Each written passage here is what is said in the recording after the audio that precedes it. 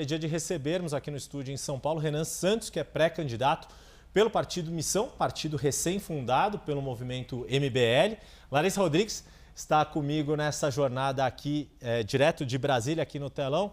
Pré-candidato, vou chamá-lo assim, muito bem-vindo aqui, um prazer recebê-lo, como a gente tem tido essa oportunidade de ouvir os candidatos. Quero começar, já que estamos a 2 dias de uma semana, 2 dias depois de um evento político importantíssimo que aconteceu, dado o ineditismo, a rejeição de um nome indicado ao Supremo Tribunal Federal, e com essa perspectiva de que, eventualmente, esta vaga que foi deixada por Luiz Roberto Barroso só seja preenchida quando um novo presidente for escolhido. Então, quero ouvi-lo sobre este assunto. Se o senhor tem alguns nomes já pensados de quais são juristas adequados para serem indicados ao Supremo Tribunal Federal, ou se não os próprios nomes, perfis que o senhor considera mais adequados para serem submetidos à sabatina e aprovação do Senado Federal. Maravilhoso, é realmente uma pergunta pertinente diante da bomba atômica política da última semana. Primeiro, muito obrigado pela oportunidade de estar aqui com você, Yuri, com a Larissa, com todo mundo, todos os espectadores da CNN, uma honra. E sendo direto na resposta, nós precisamos de um perfil legalista, que não defenda os princípios conhecidos como neoconstitucionalistas, que é o que o próprio Barroso defendia, que é a ideia de que um dos ministros do Supremo tem que inovar, né? Sair da linha de ser um jurista que analisa a Constituição e criar leis a partir das suas decisões. Isso criou boa parte das distorções que a gente vê na relação entre judiciário e legislativo. Então, figuras que defendem uma perspectiva clássica por parte do judiciário é o básico, sem escritórios de familiares ligados a eles, sem vontade de participar do debate público, altamente discretos, nenhuma vaidade, nenhuma vontade de aparecer em redes sociais. Isso já é uma base, e obviamente o passado ilibado. Isso é a base para alguém participar de uma Suprema Corte minimamente saudável. No mundo todo, as Supremas Cortes elas são caladas, desconhecidas, quase ninguém sabe o nome dos ministros dessas Supremas Cortes. No Brasil, as pessoas sabem quem são os 11 ministros do STF, mas não sabem quem são os 11 que vão jogar a Copa do Mundo. É sintomático num país que está doente. Pois é, talvez hoje em dia até o Carlo Ancelotti saiba quem são os 11 do Supremo e ainda está definindo ali o seu... Mas, Lari, antes só de passar a palavra para você, deixa eu só perguntar mais uma coisa aqui para o pré-candidato, para o Renan, porque diante do que aconteceu, também a gente percebeu um protagonismo não só do judiciário, que você já apontou como uma crítica, que o senhor já apontou como crítica, mas do próprio Senado. E aí, qual é, na sua avaliação, o cenário que o próximo presidente, seja ele quem for, vai encontrar na hora de fazer as indicações? Porque além desta vaga, há a previsão de pelo menos outras 3 de ministros que vão atingir a idade de aposentadoria. Luiz Fux, Carmen Lúcia e Gilmar Mendes. Como é que, na sua avaliação, vai ser vai se exigir do futuro presidente articulação política para trilhar um caminho viável para aprovação, porque no fim das contas é disso que se trata, indicar um nome que tenha a viabilidade de ser aprovado pelo Senado que for eleito em outubro deste ano. Yuri, a gente tem uma guerra institucional. É uma guerra institucional entre legislativo e judiciário, pelos motivos mais diversos, e por vezes a gente vê alianças entre eles. O que mais se comenta é uma aliança entre uma parte do STF e parte dos senadores, ontem pela derrubada, anteontem, pela derrubada do Messias, somado também à derrubada da CPI do Banco Master. Tá? A CPI do Banco Master, ela seria na prática um problema para ministros do STF e para membros do Senado. Basta ver que o Alcolumbre ele está envolvido, a começar pelo barrigão dele, com o escândalo do Master. O Alcolumbre é uma figura que tem muito medo dos desdobramentos. Basta ver a questão previdenciária do Amapá, né? O Amapá comprou, através da sua previdência, títulos nem um pouco limpos do Banco Master. Então, há também nomeações na CVM que envolviam indicações do próprio Alcolumbre. Então, você tem uma relação de tensão e de aliança entre o STF e o Senado. E, na verdade, Poder Executivo, Legislativo e Judiciário, hoje eles estão em conflito nas atribuições, mas unidos na luta pela impunidade. Então é meio paradoxal. Às vezes eles vão se unir e às vezes vão se separar. Qual a função do próximo presidente da República? É alguém que tem que ter autoridade e projeto de Brasil. Projeto de Brasil e saber o que quer. Olha, eu vou chegar lá, primeiro dia eu vou enfrentar o crime organizado, eu vou fazer um pacote de reformas fiscais e eu vou diminuir o poder do Centrão. Essa é a minha plataforma. Sei qual é a minha plataforma, sou uma pessoa limpa, aí eu tenho como prerrogativa resolver essa briga institucional entre os poderes. E colocar na caixinha o judiciário, onde precisa ser colocado na caixinha, usando o Congresso e colocar o Congresso na caixinha quando necessário. Um exemplo claro, o Flávio Dino, que é uma figura política que está do outro lado, né, eu não concordo com ele nas premissas dele, ele está fazendo um trabalho que é importante em fiscalizar as emendas parlamentares de boa parte dos corruptos, dos bandidos que controlam o Centrão. Pois bem, não teria problema algum em me aliar com o Flávio Dino no enfrentamento político aos crimes que são cometidos usando parte do orçamento brasileiro. Mesma coisa me aliar com o Senado quando for para colocar o STF na caixinha. Larissa Rodrigues, o pré-candidato Renan Santos te escuta aqui. Tudo bem, pré-candidato? Boa tarde, obrigada por aceitar nosso convite. O senhor tem uma força muito grande nas redes sociais, né? Muitos seguidores e tem sido o seu principal canal de comunicação com o eleitor. E eu gostaria de saber como o senhor pretende chegar às pessoas que não usam muito esse canal, as pessoas mais velhas, que não têm redes sociais. Como o senhor tem pensado em trabalhar o seu nome, né, para torná-lo mais conhecido no Brasil todo, diante de uma eleição onde cada voto, ao que parece, será essencial? Perfeito, Larissa. Esse é o grande desafio. Eu sou presidente de um partido que foi fundado em novembro do ano passado. É um partido formado majoritariamente por jovens e pessoas que se uniram através das redes sociais para construir uma alternativa para o Brasil. Isso é o meu partido, isso é uma missão. O que nós pudemos fazer até agora? Eu convenci os mais jovens, ou seja, as pessoas que nos acompanham, a nos ouvir e a apoiar o projeto. E aí a pesquisa Atas me coloca já com quase 24% entre o público de 16 a 24 anos, em alguns cenários com 11 a 14, no público de 25 a 35. Ou seja, é uma força muito grande. No recorte homens desse público de 16 a 24, eu estou em primeiro nas pesquisas. Então é um sintoma, isso está funcionando. Quem não me conhece, de fato, as pessoas mais velhas e uma parte importante do público feminino. O que eu já estou fazendo, que está começando a quebrar esse problema, é um trabalho extenuante de rodar o Brasil de carro e passar em todas as cidades que eu puder e em todas as rádios ser sabatinado igual eu estou fazendo aqui na CNN. Então, quando eu vou numa rádio no interior do Maranhão, no interior do Ceará, no interior de Santa Catarina, eu topo ouvir todas as perguntas, sou muito claro, sou muito aberto, sou muito honesto e apresento minhas propostas. É o que acontece. Naquela comunidade, pessoas mais velhas têm o primeiro contato comigo e aí elas vão me seguir nas redes sociais e a gente começa esse ciclo. Então, eu sou muito confiante em ser escrutinado e sabatinado pela imprensa e não importa se a imprensa é um veículo grande nacional como a CNN, como um veículo pequeno numa cidade do interior do Maranhão. Eu acho que respeitar esse papel da imprensa vai fazer com que eu seja conhecido pelos mais velhos e aí eu vou aos poucos quebrando essa barreira. A única coisa que me breca um pouco é eu não sou rico, não tenho o jatinho que os meus concorrentes têm, eu tenho que fazer isso de carro. Então eu furei pneu no Maranhão, é uma aventura meio que um rally, conhecer o interior do Brasil. E aí eu não tenho a mesma velocidade, eu poderia estar alcançando isso se eu tivesse dinheiro há 1, 2 meses atrás, os números que eu bati na Atlas, né? Não sei se o senhor já fez essa contabilidade. Quantos estados já deu para visitar por essa logística? Uns 8, 9. Mas quando eu visito, visitar, por exemplo, Santa Catarina, o Flávio Bolsonaro vai visitar só Florianópolis. Eu rodei de Chapecó a Tubarão e foi só metade de Santa Catarina, eu fiz tudo de carro. Então, Maranhão fiz ele inteiro, né? O estado todo de carro, eu gasto uma semana inteira visitando o estado. A questão da Larissa e a sua resposta me chama a atenção, ou me faz aqui colocar uma outra questão que eu queria ouvi-lo. Como o senhor disse, o Missão é o partido mais novo, mais jovem fundado do Brasil, embora o MBL tenha uma trajetória já de mais de uma década, né? O momento em que o MBL surgiu e se tornou nacionalmente conhecido foi ali no processo de impeachment da então presidente Dilma Rousseff. Tiveram um papel crucial, inclusive com articulação, na época, com o então presidente da Câmara, Eduardo Cunha, que era quem tinha que assinar a abertura do processo, etc. A fundação do partido, ela era essencial para ter uma candidatura como a sua, ou queria entender o que são as semelhanças e diferenças da atuação do MBL com a Missão. É claro que a questão ideológica, né, isso é igual, mas o que muda numa atuação de um movimento social, de redes sociais, como o senhor já explicou, e passa a ser no CNPJ partido. Tem uma série de outras questões, obrigações, deveres. E quais são os objetivos do Missão? É crescer igual os demais partidos, no sentido de poder ter acesso a fundo partidário, tempo de campanha na televisão, ter essa participação institucionalizada como os demais partidos? Yuri, eu vou responder usando o exemplo disso aqui que está na nossa mão, o celular. O público da CNN é um público qualificado, tá? Então há muitos empresários que vão entender. A Apple, que é o exemplo que eu coloquei aqui, ela sempre trabalhou a ideia de fazer o software e o hardware. Então, elas fazem o sistema operacional do computador e dos celulares e o celular em si. E quando você coloca o sistema operacional junto com a máquina, o funcionamento é melhor, há uma elegância de design, tudo é melhor para a experiência do usuário. Do ponto de vista político, eu tenho que juntar as ideias. Então, eu criei a segunda maior revista de política e cultura do Brasil, que é a Valete, um aplicativo, uma rede social própria para criar novas ideias. Nós criamos o Movimento Brasil Livre, onde a gente experimenta essas ideias através do ativismo, e o Partido Político Missão, em que nós institucionalizamos essa ação política.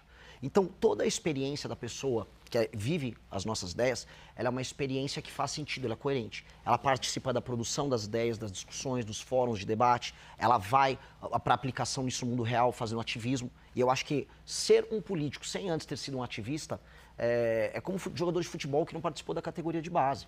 Você tem que aprender a protestar na sua cidade, pressionar um vereador no teu município. Se você não fez isso, você vai ser um político incompleto. Então, e ao mesmo tempo, você nunca vai ser apenas um ativista se você quiser mudar o Brasil. Você tem que entrar no jogo político, participar das eleições, vencer eleições, participar de debates. Então, agora nós temos condições de fazer isso.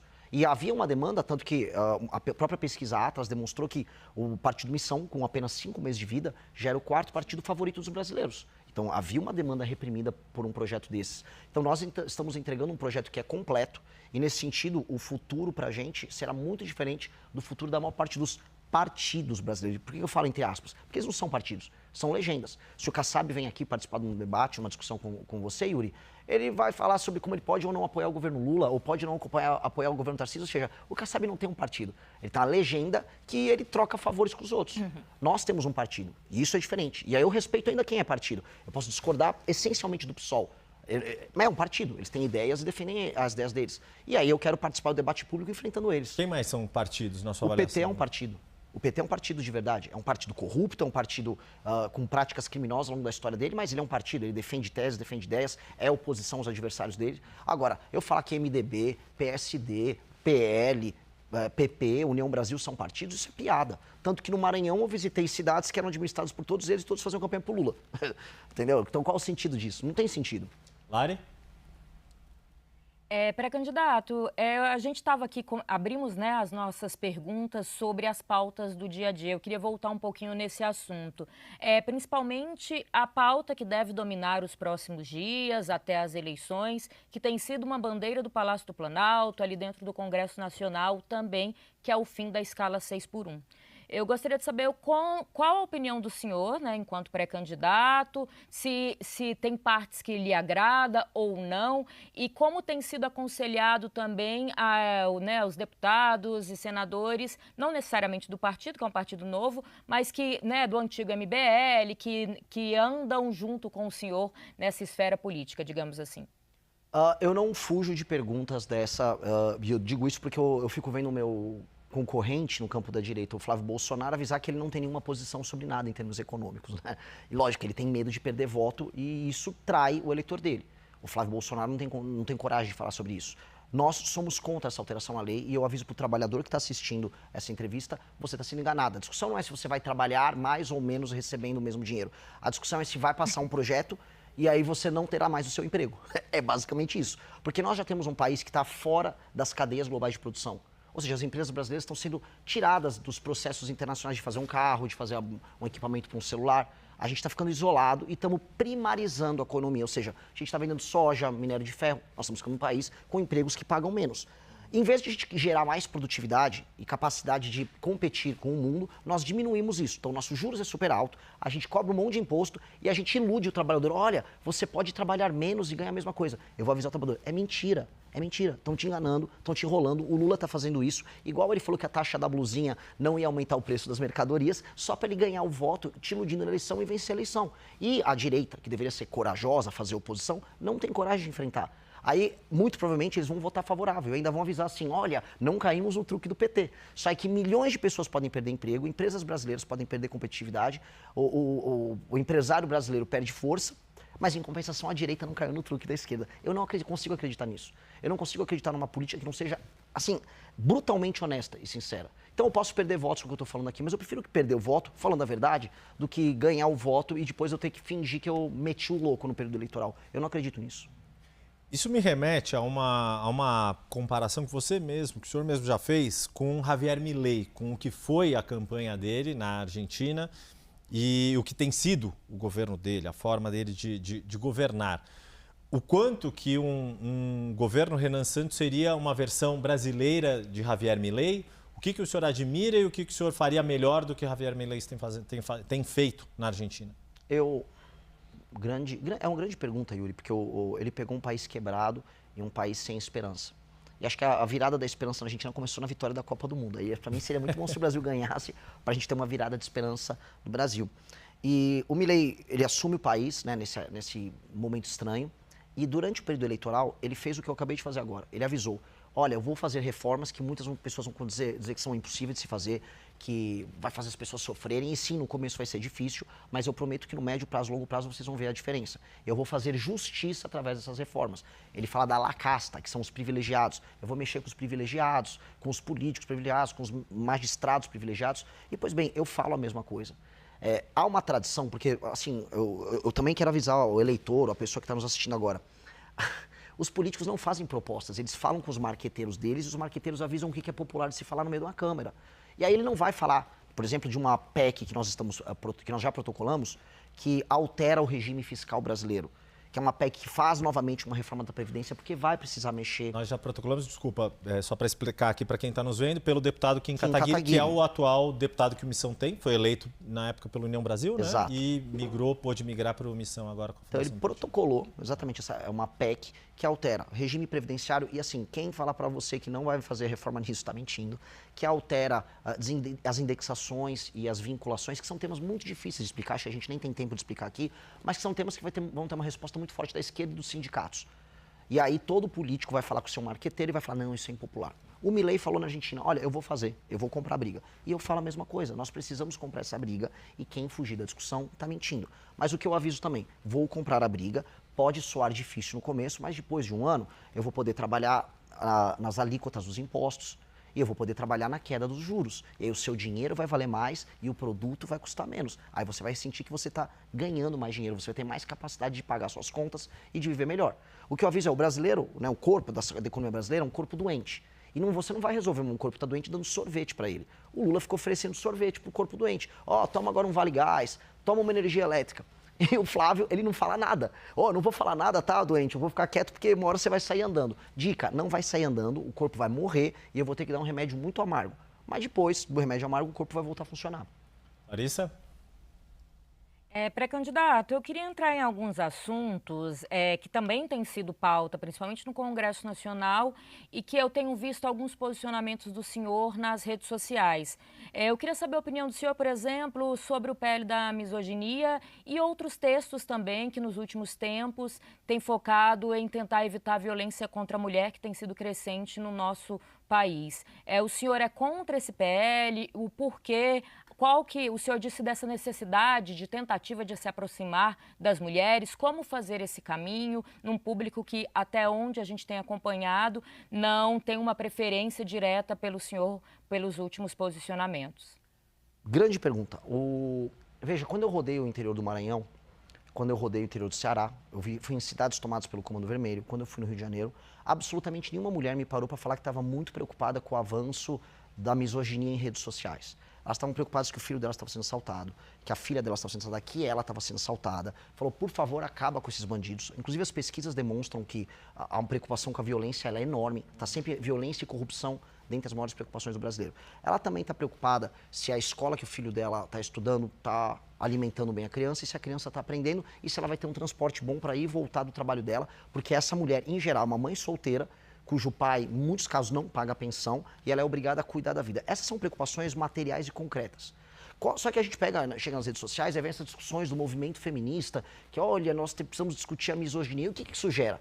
Perseguição a pensamento diferente em redes sociais, ou, como eu vi num concorrente de vocês na televisão, algumas especialistas falando que se um homem interromper uma mulher num ambiente de trabalho, isso é misoginia. Pois bem, sendo misoginia, isso seria equiparado à injúria racial, crime inafiançável. Então nós começaremos a ter, vamos dizer, empresas se preocupando em talvez não contratar mulheres, pessoas evitando relacionamentos pessoais, relacionamentos amorosos, com medo de uma criminalização das relações. Então, em vez de a gente focar no que realmente interessa às mulheres, nós criamos espantalhos e ficamos focados nesses espantalhos. Eu não consigo acreditar nisso. E aí eu vejo, né, a esquerda interessada em obter votos, fazendo demonstração de virtude no Congresso. Agora vai acabar a misoginia. E a direita covarde votando junto com medo de perder voto entre as mulheres. Eu volto para a minha mesma posição para esse caso 6x1. Quer ajudar as mulheres a não serem alvo de violência? Vamos aumentar as penas para qualquer crime violento contra a mulher. O marido bateu na mulher, vamos aumentar a pena porque a pena não está alta. Pai que não paga a pensão, e isso é assim, a típica família brasileira é uma mãe solteira com um cara que está evitando pagar a pensão. Pai que não paga a pensão, as penas têm que ser muito altas, até porque às vezes ele vai preso e aí tem a remissão da dívida. Tem que pagar e tem que ser preso porque botou o filho no mundo, tem que cuidar. Inclusive, é legal a gente estender um pouco essa pergunta. Há um estudo da FGV de 2007 que mostra que os rapazes que cometem crime no Brasil são filhos de famílias que não têm a presença paterna. Ou seja, o pai não está presente com essa criança, ainda gera um menino que acaba sendo disfuncional e acaba cometendo crimes violentos, perpetuando um ciclo de violência. Então, a mulher sofre muito nisso. Então, vamos atingir essas áreas? Vamos atingir áreas que são centrais para melhorar a qualidade de vida da mulher? Eu prefiro fazer isso do que só fazer esse discursinho meio bonitinho, que para mim não vale nada. Então, para ver se eu entendi, quer dizer, na base de aumentar a punição para qualquer homem que cometa qualquer tipo de crime contra a mulher, em especial nesses casos envolvendo violência doméstica, familiar. Exato, e um agravante sobre um problema que aflige as mulheres, que são as mães solteiras, que é o fato do marido evadir do pagamento da pensão e não estar presente na criação da criança. Isso é um problema social gigantesco. Eu volto a colocar, isso é a base do nosso problema de violência. A gente fala, como resolver a segurança pública? Tem que botar a polícia, tem que destruir as facções? Tem. Só que quem é a força de reposição, quem é a mão de obra barata que o crime vai buscar? É um menino que quase sempre tem um pai ausente. Vulnerável, não tem um familiar. Exemplo masculino. E a correlação, inclusive, entre a ausência de pai e cometimento de crime por esse jovem é maior do que, por exemplo, desigualdade social. Para a gente ver o quão grande é esse impacto. Então, nós temos que corrigir isso. Homem vagabundo que não quer pagar a pensão da mulher ou quer abandonar a criança, esse cara a gente vai atrás dele. Precisa ir. O senhor mencionou a questão aí do combate ao crime organizado e também tem sido uma referência que o senhor sempre tem citado nas políticas de segurança pública, que é o presidente de El Salvador, Nayib Bukele, que se tornou uma referência que muitas lideranças, principalmente aqui na América Latina, têm citado. Agora, El Salvador é um país incomparavelmente menor do que o Brasil. Acho que, se eu não me engano, o senhor já esteve, inclusive, em El Salvador? Não chegou a estar. O Renato Batista do nosso time teve. Tá. Conversou, inclusive, com o próprio. Perfeito. O que foi, então, aprendido desta conversa do Renato, da sua equipe, com o presidente de El Salvador, que é, de fato, aplicável aqui no Brasil? E como que, na sua avaliação, mesmo que o presidente da República tenha uma postura mais incisiva, mais dura contra o crime, como articular isso, sendo que a segurança é uma responsabilidade de 27 governadores dos mais variados matizes, trajetórias, origens e realidades locais? Outra pergunta que ela é muito complexa e eu vou responder da forma mais clara possível. A primeira coisa que o Bukele fez foi quebrar a imaginação que nós temos na América Latina. Ele mudou no país dele, mas isso existe no México, na Colômbia, no Peru, no Brasil, que é a ideia de que você vai conviver pro resto da vida com o crime organizado. Portanto, tua casa tem que ter um muro, portanto, teu carro tem que ter um isso-filme, você tem que ter medo de andar com o celular. A América Latina aceitou que ela é controlada pelo crime. Então, a primeira coisa que ele mudou foi, não, eu posso destruir isso. E a gente ouve sempre dos especialistas, é impossível destruir, não dá, olha, temos que conviver, nós temos que aceitar que o Oruan vai fazer uma música, vai tocar no Spotify, o filho do Marcinho VP, e o filho do Marcola também agora é artista. Então, a negação dessa aceitação, ou seja, a mudança na cabeça das pessoas, foi a primeira coisa que ele fez. E ele gerou o resultado. Ele aumentou as penas, ele colocou algo que é permitido na Constituição de El Salvador, que é um estado de exceção, que permitia que a polícia e as Forças Armadas agissem de maneira enfática. Ele tratou as facções criminosas como organismos anômalos, como terroristas, ou seja, ele teve uma lei especial, criou o famoso Secote, que custou coisa de 500 milhões de reais, fazendo a conversão, que é um super presídio lá em El Salvador. E aí ele destruiu eles e hoje El Salvador é um lugar muito, mas muito seguro.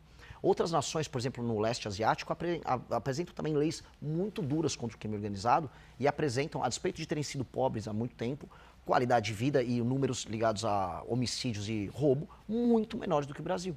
Então, ir por esse caminho, e eu posso falar de nações maiores do que El Salvador, eu posso falar da China, que é gigantesca, que apresenta, vamos dizer, leis penais quase tão duras quanto El Salvador, num estado de exceção, mostram que a gente tem esse caminho de enfrentamento. A questão é que a gente simplesmente não está tentando. E nós temos que tentar, porque nós temos que parar de aceitar que nós temos que esconder o celular quando a gente anda na rua, que uma mulher tem que ter medo de sair do ônibus e chegar até a casa dela. A gente não tem que ter medo de nada. Assim como nós temos que tirar da nossa cabeça a ideia de que cidades têm que ter favelas. é que a favela faz parte da nossa personalidade, que a pobreza faz parte da nossa identidade, que nós temos que ter, sei lá, um pé de meia para a criança ir para a escola. Isso é tudo loucura. E a gente aceitou que a gente tem que viver uma vida de louco. Então, nós temos que endereçar essas grandes questões com a mesma missão que o Bukele entrou. Eu vou acabar com o crime organizado, com as medidas duras que ele adotou e com a nossa capacidade bélica, nós temos através das polícias e da inteligência com o COAF e Polícia Federal. Nós temos que endereçar a questão dos investimentos estatais para acabar com a favela, que é o lugar em que o crime, infelizmente, domina as pessoas. A gente está falando de praticamente 50 milhões de pessoas que vivem sob a interferência direta do crime organizado. E mudar a imaginação do brasileiro de que é possível viver num lugar que é muito bonito e que pode ser feliz. Hoje nós temos um Brasil que tem um potencial enorme, mas é um país triste, cujas cidades são feias. As cidades do Brasil são horríveis. Todas as casas são muradas, as ruas são abandonadas e as pessoas têm medo de andar. Então, essa mudança cabe ao Poder Executivo. Esse é um papel do presidente. E aí, te respondendo sobre a articulação, de maneira muito simples. Há governadores que tentaram já fazer esse enfrentamento, mas eles são submetidos a uma lei penal e às leis de execução penal, que são prerrogativa do Congresso Nacional e da Presidência da República alterar. Então, quando tentaram as UPPs no Rio de Janeiro, por mais que tenha sido uma iniciativa boa, no fim do dia, se não alterasse as leis penais e o Código de Processo Penal, não resolvia nada. Se não tivesse um estado, por exemplo, se eles pudessem decretar o estado de defesa, que permitia que o BOP entrasse na casa das pessoas onde às vezes se escondia um criminoso, não ia dar, como não deu.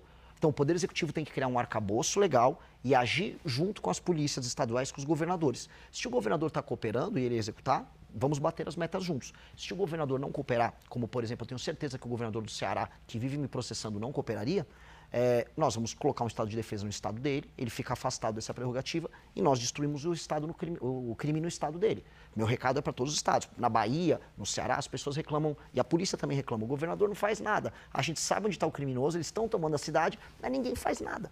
Eu vou fazer. Só para esclarecer, antes de passar a palavra para a Larissa, o senhor falou estado de defesa, quer dizer, usar um mecanismo que já existe na Constituição e mais rigoroso do que, por exemplo, as GLOs, as garantias de lei e ordem, por exemplo... Que o Temer usou. Exato. O Rio de Janeiro passou por uma intervenção, Exato. Era o general Walter Braga Neto. Exato. E veja só, não é um mecanismo, quem fala, isso é autoritário, isso não é autoritário, isso é estabelecer a autoridade. O Temer tinha feito uma GLO assumindo o controle, vamos dizer, da área de segurança no Rio de Janeiro.